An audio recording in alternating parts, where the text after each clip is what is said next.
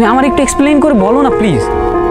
গত 6 মাস ধরে লকডাউন, পড়ালেখা সব বন্ধ, বাসা থেকে বারবার বিয়ের প্রেশার দিচ্ছে। আমি বিয়ে করব না দেখে ভাইয়া আমার ফোনটাও নিয়ে গেছে। 2বার ছেলেপক্ষ দেখতে আসছে, আমি রাজি হইনি। আজকে আমি অনেক কষ্ট করে লুকিয়ে তোমার সাথে দেখা করতে আসছি। তুমি কি বলতেছো? বিয়ে হয়ে যাবে মানে? আমার তো মাথা কাজ করতেছে। আমি কি করব? আমার বল, আমি তোমার বাসায় গিয়ে কথা বলবো? তুমি কি কথা বলবা? তুমি এখন স্টুডেন্ট। তাহলে আমি কি করব? আমি তো কিছু বুঝতেছি না। আমার কি করার আছে আর?